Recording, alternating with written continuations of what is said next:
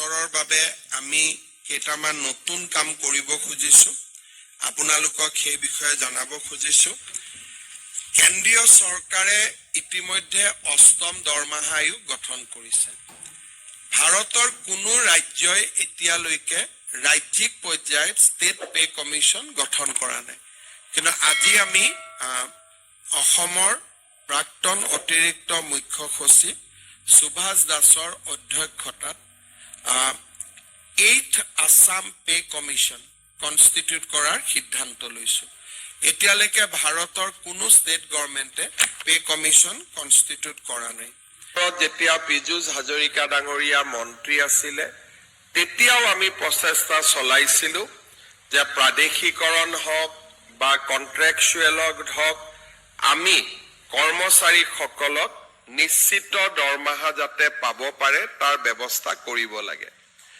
সেই সময়তো বিধানসভাত আইনখন পাছ হোৱাৰ পিছতো বিভিন্ন কাৰিকৰী কাৰণত আমি আইনখনক ৰূপায়ণ কৰিব নোৱাৰিলো আৰু তাৰ ফলত কৰ্মচাৰীসকল চৰকাৰীকৰণ বা প্ৰাদেশিকৰণ হ'ব নোৱাৰিলে মই নিজে দেখিছিলো যে মন্ত্ৰী অজন্তা নেওগ আৰু মন্ত্ৰী পীযুষ হাজৰিকাই সেই সময়ত বহুত প্ৰচেষ্টা কৰিছিল ব্যক্তিগত প্ৰচেষ্টাও কৰিছিল আৰু গোটেই প্ৰক্ৰিয়া সম্পূৰ্ণ কৰাৰ পিছতো শেষ সময়ত ই থাকি গৈছিল এইবাৰ আমি আকৌ এটা প্ৰচেষ্টা চলাইছিলো আৰু বিভিন্ন আইনগত আখুৱাসমূহ দূৰ কৰি আমি অসম পৌৰ নিগম কৰ্মচাৰী প্ৰাদেশিকৰণ আইন 2025 আমি বিধানসভাত অনুমোদন কৰিছিলো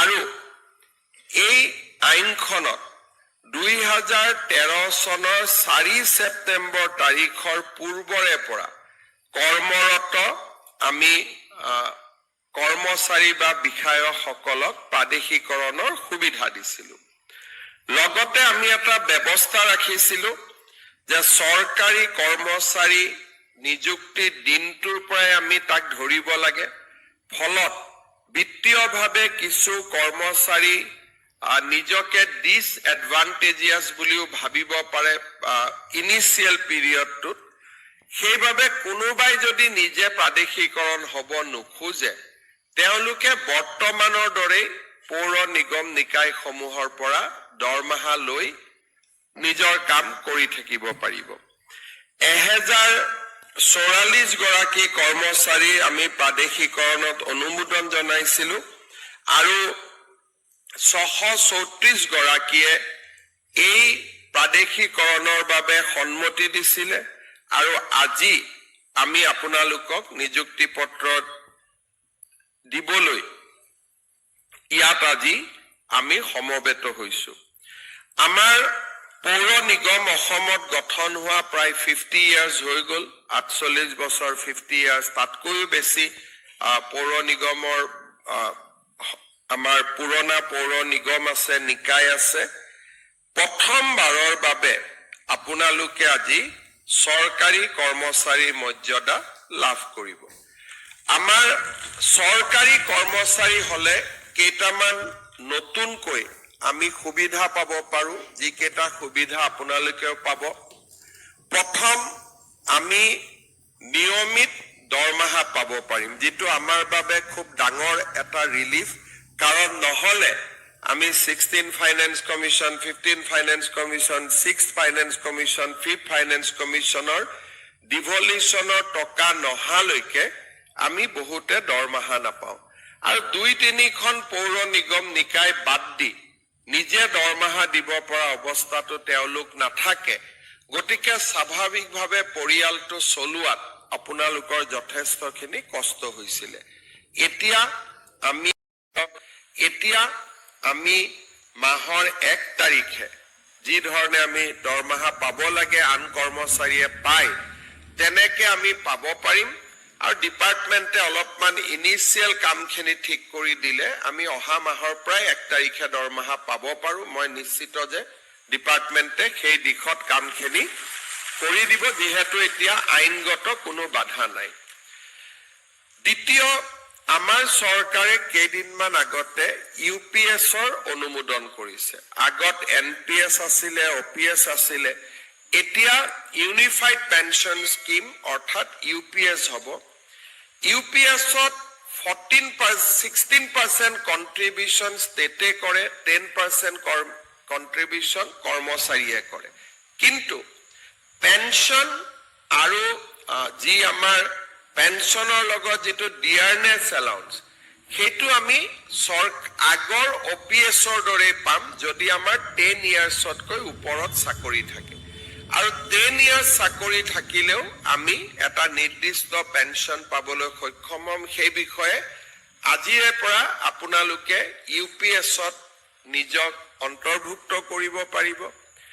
UPSৰ লগত NPSও চলি থাকিব, গতিকে আপোনালোকে কম্পেয়াৰ কৰিব পাৰিব যে UPSে আপোনালোকক লাভ বেছি দিব নে NPSে লাভ বেছি দিব, আৰু দুইটাৰ যিকোনো এটা পেনশ্যন স্কিমত আপোনালোকে সোমাব পাৰিব।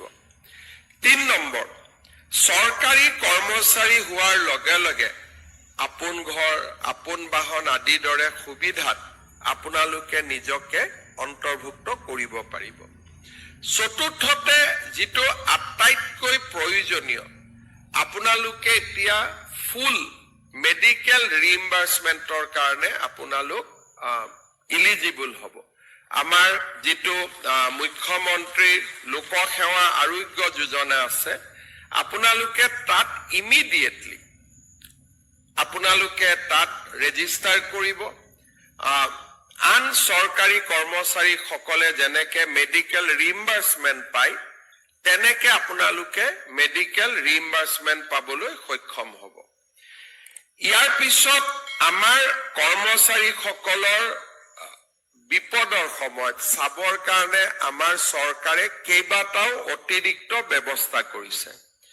আজি আমি নিবিচাৰো, কিন্তু কৰ্মৰত অৱস্থাত কোনোবা চৰকাৰী কৰ্মচাৰী যদি মৃত্যু হয়, তেতিয়াহ'লে তেওঁৰ পৰিয়ালে আপ টু 60 ইয়াৰ্ছ আজি যি ধৰণে আমি দৰমহা পাই আছো, তেনেকে ফুল চেলাৰী পাই থাকিব। পৰিয়ালটোৰ কাৰণে এটা ডাঙৰ ৰিলিফ হয় যে আমি নিবিচাৰো, কিন্তু মানুহ মৰণশীল, আমি কোনেও ক'ব নোৱাৰো কোন কিমান দিন আছো। আমিতো বিচাৰো যে আমি দীৰ্ঘ আয়ুস লাভ কৰিব লাগে, কিন্তু মানুহ মৰণশীল আৰু সদায় আমাৰ ফেমিলিৰ কাৰণে এটা চিন্তা মূৰত থাকে। এতিয়া আমাৰ যদি কিবা কাৰণত এনেকুৱা দুৰ্ঘটনা হয়, আমাৰ দৰমহাটো তৎকালীনভাৱে আমাৰ ফেমিলিয়ে পাই থাকিব আমি ৰিটায়াৰমেন্ট হোৱা দিনলৈকে। আৰু ৰিটায়াৰমেন্টৰ পিছত তেওঁলোকে NPS UPSত আপোনালোকৰ যেনেকুৱা স্কিম আছে তেনেকে তেওঁলোকে পেনশ্যন পাই থাকিব। আমাৰ চৰকাৰে আৰু কেইটামান কাম আৰম্ভ কৰিছে। যদি কিবা কাৰণত আমাৰ এক্সিডেন্ট হয়, মৃত্যু হয়, পাৰ্মানেন্ট ডিজেবিলিটি হয়, তেতিয়াও আমি 1,80,00,000লৈকে আমি উইদাউট প্ৰিমিয়াম আমি ইন্সুৰেন্স লাভ কৰিব পাৰো।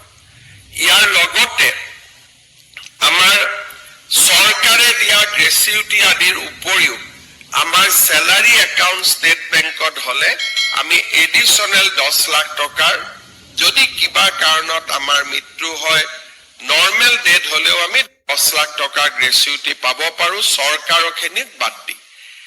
এক প্ৰকাৰ আজি চৰকাৰী কৰ্মচাৰীৰ যিটো ছচিয়েল চিকিউৰিটি, সেইটো আমি যথেষ্টখিনি বৃদ্ধি কৰিছো। এতিয়া লাহে লাহে আমি মেডিকেল ৰিইম্বাৰ্সমেন্টৰ জেগাত কেছলেছ ট্ৰিটমেন্টলৈকে গৈ আছো। আজি আমাৰ হস্পিটালত গলো, ৰিইম্বাৰ্সমেন্ট যেতিয়া হৈ থাকিব, কিন্তু আমি কেছলেছ ট্ৰিটমেন্ট পাম। ভাৰত আৰু অসমৰ কেইবাখনো হস্পিটালত আমি কেছলেছ ট্ৰিটমেন্টৰ কাম আৰম্ভ কৰিছো। অহা বছৰলৈকে বা তাৰ পিছৰ বছৰলৈকে ই আৰু বৃদ্ধি পাই গৈ থাকিব। গতিকে চৰকাৰী কৰ্মচাৰীক কেইবাটাও সুবিধা আপোনালোকে লাভ কৰিব, কাৰণ আজিৰ পৰা আন এজন চৰকাৰী কৰ্মচাৰী আৰু আপোনালোকৰ মাজত কোনো পাৰ্থক্য নাথাকিব। ডেফিনেটলি যেতিয়া আমি আপোনালোকক চৰকাৰী কৰ্মচাৰী বুলি ধৰি ল'ম, প্ৰয়োজন সাপেক্ষে আপোনালোকে ট্ৰান্সফাৰকো মানি ল'ব লাগিব, অৰ্থাৎ আপোনালোকে ইখন পৌৰসভাৰ পৰা সিখন পৌৰসভালৈকে আপোনালোক বদলীকৰণো হ'ব। আৰু সেইখিনি অকণমান যোনে এখনতে থাকিম বুলি ভাবি লৈছে যে নহয় আমি ইয়াতে থাকিম, তেওঁলোকৰ কাৰণে অলপ অসুবিধা হ'ব। কিন্তু আদাৰৱাইজ আমাৰ স্বাগত সতীৰ্থ পৰ্টেলো আছে। কোনোবা যদি বৰাক উপত্যকাৰ মানুহ ইমান দিন ব্ৰহ্মপুত্ৰ উপত্যকাত আছে, ব্ৰহ্মপুত্ৰৰ মানুহ যদি বৰাক উপত্যকাত আছে, স্বাগত সতীৰ্থ পৰ্টেলৰ জৰিয়তে আপোনালোকে মিউচুৱেল ট্ৰেন্সফাৰো কৰিব পাৰিব। অৰ্থাৎ বহুদিন যদি কোনোবা মনত ইচ্ছা আছে যে আমি ঘৰৰ কাষৰ মিউনিচিপালিটিখনত যাব লাগে, মই কিন্তু উপায় নাই, ইয়াতে সোমালো, এতিয়া চৰকাৰেও আপোনালোকক ট্ৰান্সফাৰ কৰিব পাৰিব আৰু আপোনালোকে নিজেও ট্ৰান্সফাৰ ল'ব পাৰিব। দুইটা অপশ্যন, এইটো নহয় যে ট্ৰান্সফাৰ মানে অকল চৰকাৰে কৰিব পাৰিব, আপোনালোকে নিজেও ট্ৰান্সফাৰৰ সুবিধাটো ল'ব পাৰিব। গতিকে বহুখিনি আমাৰ এটা আমাৰ জীৱনলৈ পৰিৱৰ্তন আনিব। পৌৰ নিগম নিকায়বিলাকক আমি শক্তিশালী কৰাৰ কাৰণে কেইবাটাও ব্যৱস্থা লৈছো। এক্সিকিউটিভ অফিচাৰ আপোনালোকে দেখিছে এতিয়া ষ্টেটে ৰিক্ৰুটমেণ্ট কৰিছে। ডিব্ৰুগড়, শিলচৰ, গুৱাহাটীত